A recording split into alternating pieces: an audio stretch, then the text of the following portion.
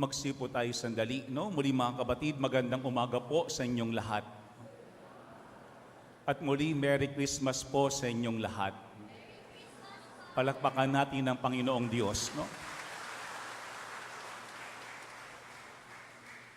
Alam natin na kapag ang isang tao ay nagdiriwang ng kaarawan, binibigyan natin yung taong yun ng regalo.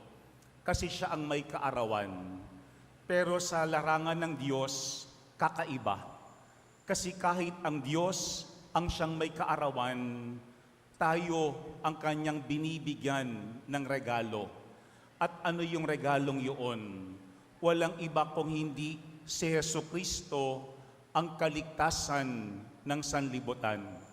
Kanina sa ating salmong tugunan, ating inawit at narinig ang mga katagana kahit kailan ay mamamalas ang kaligtasan ng may kapal. All the ends of the earth will see the salvation of our God. Yan po yung regalo ng ating Panginoon sa atin. Yan si Jesucristo ang kaligtasan ng sanlibutan. Kasi minsan kapag tayo ay tumitingin sa Belen, ang ating lang nakikita ay isang napaka-cute, napakaganda, napakaayos na bata. Kaakit-akit na sanggol. Pero wag nating kalilimutan na ang dahilan kung bakit ibinigay sa atin ng Ama si Jesus ay para tayo ay magkamit ng kaligtasan. Wala nang ibang dahilan pa, kung hindi para tayo ay magkamit ng kaligtasan. Pero maganda pong ating tignan yung ating mga pagbasa ngayong mismong araw ng Kapaskuhan. Sapagkat sa ating pong mga pagbasa, pinapaunawa sa atin ngayong araw na ito, paano ba tayo makakamit ng kaligtasan? Kasi parang napakadaling sabihin, hinahangad ng Panginoon na ibigay sa atin si Jesus ang kaligtasan ng sanlibutan. Pero sa ating pong mga pagbasa, binibigyang linaw, paano ba tayo makakamit at mamumuhay ng may kaligtasan? Yung pong ating unang pagbasa ay mula kay Propeta Isaías. Pero ano ang sabi doon ni Propeta Isaías? Ang inyong Panginoon ay hari. Yan po yung kanyang ginamit na simbolo. Ang inyong Panginoon ay hari. Pag sinasabi nating hari, itong taong ito o ang isang taong merong kapangyarihan ay minsan tinitingala natin. At may mga pagkakataon, nahihiya tayong lumapit mismo sa Kanya. Pero iba ang Panginoong Diyos. Kasi sa ating unang pagbasa, bilang isang hari, pinakilala siya ni Jesucristo na ano ang hangad sa atin. Yung tayo daw ay magkaroon ng kapayapaan, yung ating matanggap ang mabuting balita, at ating matanggap din ang Kanyang kaligtasan. Kaya sa ating unang pagbasa, ano ang sabi doon? The Messiah brings glad tidings, announcing peace, bearing good news, announcing salvation, saying to Zion, your God is King. Yan ang dahilan bakit po tayo nagagalak. Kasi ang Diyos na ating hari ay nagpunta, dumating sa pamagitan mismo ng Kanyang anak para sa atin ay maghatid ng kagalakan. At yung kagalakang yun ay dahil ang Kanyang hatid sa atin ay mabuting balita at kaligtasan. Pero ang tanong, bakit ba ginawa yaan ng Panginoon? Bakit ba ang Panginoon bilang isang hari nagbigay mismo ng Kanyang anak sa atin? Walang ibang dahilan kung hindi pag-ibig. Kaya nga mga kapatid, kapag ating titignan ang Pasko, ang unang pinapakita sa atin ay ang pag-ibig ng Diyos. Yan din po yung paanyaya sa atin, na yung Panginoon na nagbigay ng Kanyang anak na nagmamahal sa atin, sana sa isang banda, ating ding matugunan yung Kanyang pag-ibig ng ating pag-ibig. Alam po niyo, mayroong magandang sinabi sa Saint Teresa ng Avila. Ang sabi niya, look at the child in the manger, and you will see how great His love is. Look at the child in the manger. and you will see how great His love is. Kasi kapag totoo at wagas yung pag-ibig, ibibigay ang lahat. Kapag totoo at wagas ang pag-ibig, handang magpakumbaba yung umiibig. Kapag totoo at wagas ang pag-ibig, walang ibang hinahangad ang umiibig kung hindi kaligtasan at kapayapaan ng kanyang iniibig. Kung yan po yung unang paalaala sa atin. Kapag pag-uusapan ng kaligtasan, ang unang paanyaya sa atin ay mabuhay sa pag-ibig, to live in love. Sana hindi lamang sa araw ng Pasko, kung hindi araw-araw kapag ating tinitignan ang batang Jesus, kapag tayo ay nagdiriwang ng Eucharistia at tumatanggap sa katawan ni Kristo, ating maunawaan at mabatid kung gaano tayo minamahal ng Panginoon, kung ano yung kanyang ginawa at ibinigay para lamang maramdaman natin yung kanyang pag-ibig. Sana din ating matugunan ang pag-ibig ng Panginoon ng ating mismong pag-ibig. Kaya nga ang sabi ni Saint Teresa ng Avila is, love is repaid with love. Ang pag-ibig sinusuklian ng pag-ibig. Mga kapatid, kung ang Panginoon ay nagmamahal sa atin, sana tayo din tumutugon sa pag-ibig ng Panginoon sa ating pagmamahal sa Kanya. First is to live in love. Pangalawa, yung pong ating second reading ay sulat sa mga Hebreo. Ang sabi doon, sa lumang tipan, ang Panginoon ay nagsalita sa pamamagitan nino ng mga propeta.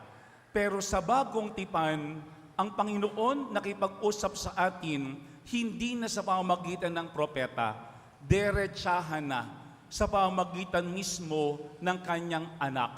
Pero maganda po yung binigyan diin sa ating ikalawang pagbasa.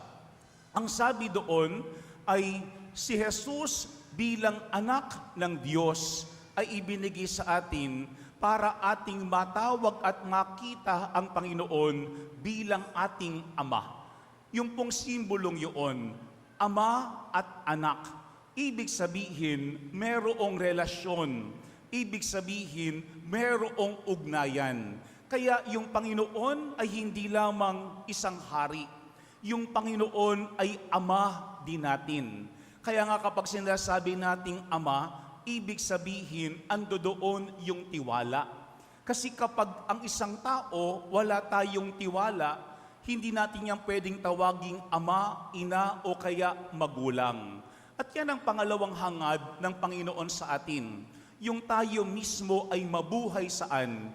Hindi lamang na may pag-ibig, kung hindi pangalawa ng may pananampalataya, to live in faith. Kasi kung si Jesus ay anak ng Diyos Ama, sana tayo din bilang mga kapatid ni Kristo ay magkaroon ng relasyon ng ugnayan sa Diyos bilang ating Ama. Kaya tinuro nga ni Jesus sa atin yung panalangin Ama namin para tayo ay hindi mangingiming lumapit sa Diyos at tayo sa bawat araw ng ating buhay ay laging nagtitiwala sa Panginoon. Meron pong magandang sinabi sa Saint Teresa of the Child Jesus. Ang sabi niya, at Christmas, God became small to teach us the way of trust. Sa araw daw ng Pasko, ang Diyos ay naging isang maliit na sanggol upang turuan tayo paano magtiwala.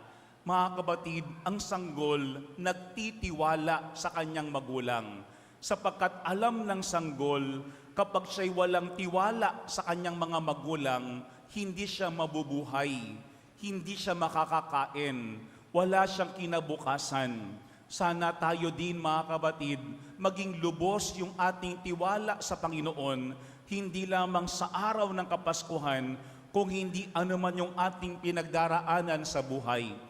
Pangalawa, tandaan natin ang kaligtasan is not only to live in love, but second, to live in faith. Yung tayo ay mabuhay ng may pananampalataya, na tulad ni Jesus, ating ding matawag ang Diyos bilang ating Ama. Pero pangatlo po at panghuli, yung ating ebanghelyo. Kung ngayon mapansin po, tuwing araw ng Pasko, yung ating ebanghelyo ay yung pasimula ng sulat o mabuting balita ayon kay San Juan. Medyo malalim po ang sinasabi niya San Juan. Bakit? Kasi ando doon yung simbolo ng salita. Na ang sabi diyan ni San Juan, sa pasimula pa'y naroon na ang salita, kasama ng Diyos ang salita, at ang salita ay Diyos. Yan po si Jesus, ang salitang nagkatawang tao at nanahan sa piling natin. Pero ang maganda po sa ating ebanghelyo, ano ang sinasabi doon? Na maaaring ibinibigay ng Panginoon sa atin si Jesus, pero siya ay hindi nakilala ng sanlibutan. Pero siya ay hindi natanggap ng sanlibutan. Pero ang napakahalagang paalaala po ng ating ebanghelyo, ang dahilan. Bakit ba inibigay sa atin ng kanyang anak? Bakit ba nagkatawang tao ang salita? Para tayo mismo ay magkamit ng kaligtasan at atin ding matawag ang Diyos bilang ating Ama. Yan po yung pangatlong paalaala sa atin. To live not only in hope, not only in faith, but also in love. Yung pag-asa. Kasi anuman yung ating mga nakaraan, nung dumating si Jesus, ang ating natamo ay ano? Pag-asa. Pag-asa bakit? Sapagkat ang kanyang dala ay kapatawaran. Yan po yung pangatlong ating tignan. Sa ating buhay ba, may mga bagay ba na maaaring bumabalot sa atin? Maaaring tayo pa rin ay nakatali sa ating nakaraan.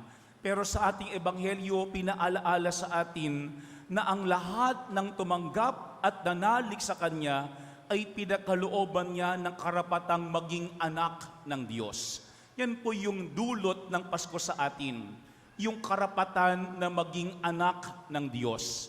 Pero mga kapatid, hindi tayo pwedeng maging anak ng Diyos kung tayo ay balot sa kasalanan, kung tayo ay namumuhay sa kasalanan. Kaya yan ang pangatlong pinakamahalaga.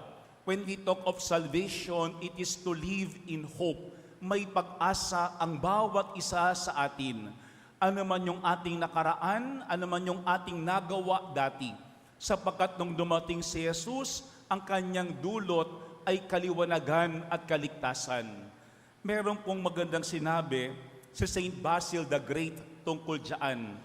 Ang sabi niya, God accepts being wrapped in swaddling clothes to free us from the bonds of sin. Hinayaan daw ng Diyos na siya ay matali, mabalot ng isang lampin para tayo ay makalagan sa ating mga kasalanan. Mga kapatid, Pasko na. Ang tanong, baka tayo meron pa rin kumakalag sa atin, meron pa rin tumatali sa atin. Ito yung panahon para tayo ay lubos na makalaya, para tayo ay makapamuhay mismo ng may pag-asa. Mga kapatid, kahit si Jesus ang may kaarawan, pero tayo ang kanyang binibigyan ng regalo ng kaligtasan. Tatlong bagay ang paalaala sa atin para tayo ay mamuhay ng may kaligtasan. Una, live in love. Mamuhay ng may pag-ibig. Sapagkat ang pag-ibig ng Diyos dapat tinutugunan ng pag-ibig natin. Pangalawa, to live in faith. Si Jesus, ang tawag niya sa Diyos ay Ama. Sana tayo din, kapag sinasabi natin sa Panginoon na siya'y Ama natin, sana ando doon yung tiwala natin. Pero pangatlo is to live in hope. Sapagkat si Jesus bilang liwanag ng sanlibutan at salitang nagkatawang tao'y dumating para tayo kalagan sa ating mga nakaraan at sa ating mga kasalanan. Sabi po ni Mother Teresa ng Calcutta, it is Christmas every time you let God love others through you. Laging Pasko kapag ating hahayaang mahalin ng Diyos ang ating kapwa sa pamamagitan mismo natin. Mga kapatid, sa bawat araw, binibigay sa atin ang regalo ng kaligtasan. Mamuhay tayo ng may pag-ibig, ng may pananampalataya, at ng may pag-asa. Amen. Magsitayo